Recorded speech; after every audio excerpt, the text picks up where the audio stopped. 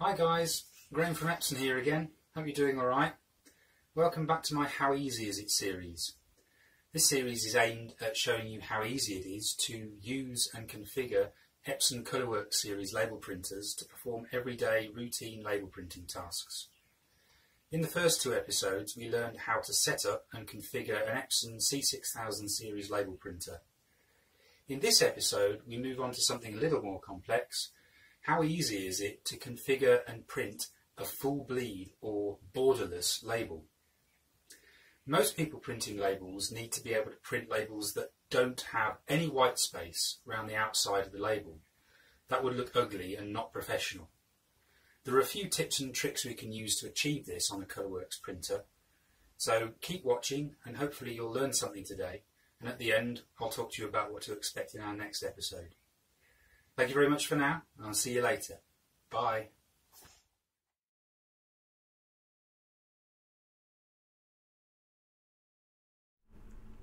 We begin in our label design environment. The first step is to check that we have the correct media selected in our printer driver. Here we are using a 4" by 6" label, 101.6 by 152.4mm in size. We must also check that the label environment itself is set to the same size as the media from the driver. We must also zero the margins to make sure we are using the full label design area.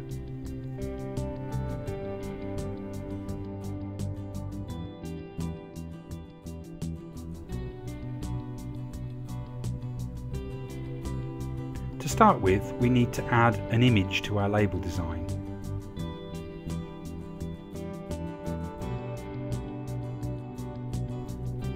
I'm going to intentionally select a fairly dark label design for this demo. The idea being that later on when we come to search for any white or exposed edges on the label, they will be more obvious.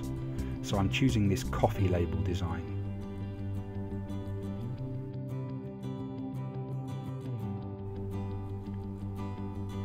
Roughly position the image and then make sure that it is centered on the design area by zeroing your X and Y position coordinates.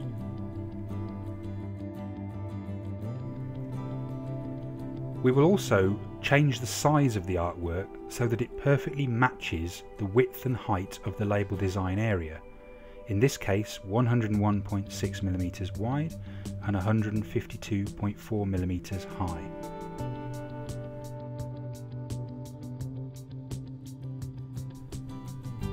Lastly, we need to simply print this label. We need to know how the label prints with no adjustments in order to understand what adjustments we need to make to achieve a borderless label.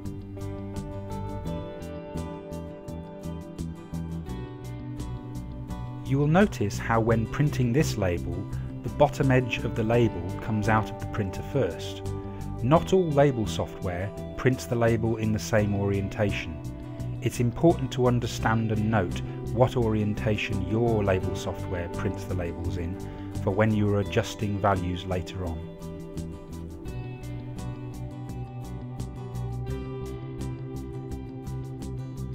So let's look at how our label printed. I've placed the label, including its backing paper, on a dark background. You can see along the bottom there is a thin white line visible at the bottom of the label area.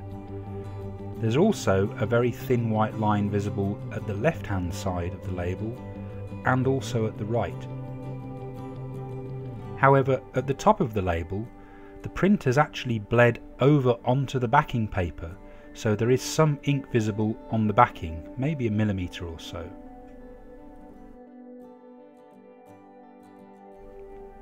Here I've removed the label from its backing paper so that it's easier to see the white lines at the edges across the bottom, the right hand side and the left hand side, but as you can see there's no white line at the top.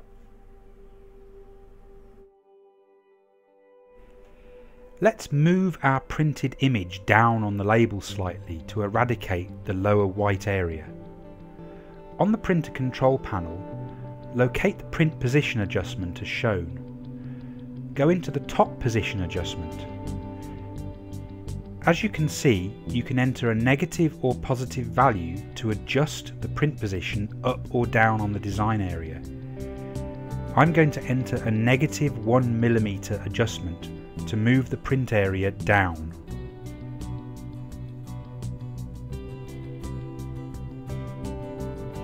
Print the label again to see what effect this has.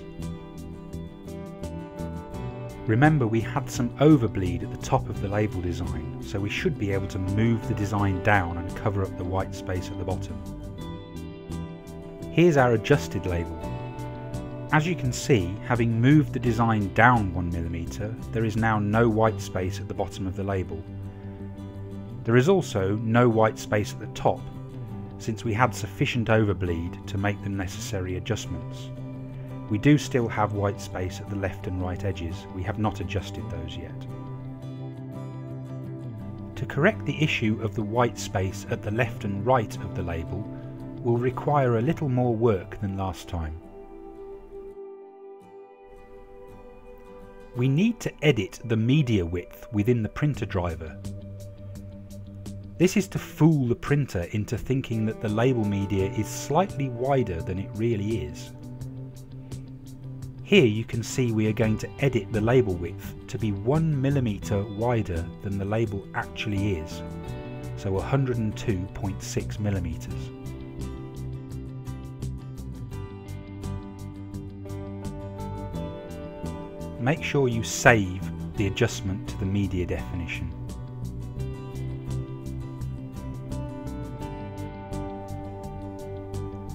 Next, we need to adjust the page size within the label design software to match the newly increased width of the media definition.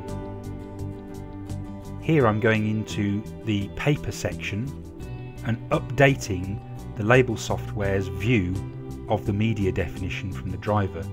You can see when I reselect it, it picks up the new width of 102.6mm.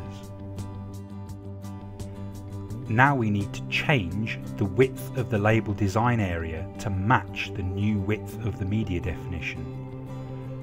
Here I update the width to 102.6mm. The margin on the preview on the right will change. Click OK. Lastly, we need to update the size of our label artwork so that it fills the newly created 1mm of white space on the right hand side of the label. So I will update the width of the artwork to match the 102.6mm. You can see now that there is no white space shown on the design area. You can now print the label again and we'll see what changes have occurred. When you increase the width of a label, it increases it from left to right, so the right margin will move out slightly. Let's look at the newly printed label. You can see now that the white space on the right has been eradicated. However, the slight white space on the left remains. We can correct this using the printer's front panel, like last time. With our newly increased label width, we can move the whole print area slightly to the left to cover up the left-hand white space. Again, enter the print position adjustment menu on the printer, but this time choose left position. You can only adjust left or right by -1.5 to +1.5mm. I'm going to move the label to the left by 0.5 mm, a positive value here, as I think that's all that's necessary to cover up that tiny white space. Let's print the label again and see what happens. Hopefully this should be the last adjustment we need to make, but you may need to fine-tune your adjustments to get things perfect. So here's our finished label. You can see that we've eradicated the white space on the left and on the right, also at the top and at the bottom. We now have a perfect borderless, fully bled label ready for use and mass production. Okay guys, so that's how easy it is to print borderless or full bleed labels on an Epson ColorWorks label printer. Pretty easy, wasn't it? In our next episode, we'll move on to an even more demanding subject, that is spot colour matching. Do you need to get precise colours from your C6000 or general ColorWorks label printer? Many of the topics we'll cover in the next video will show you exactly how to do this. You'll be able to match brand colours quite easily and learn how straightforward it is to do so. So until next time, bye from me and thanks for watching. Take care.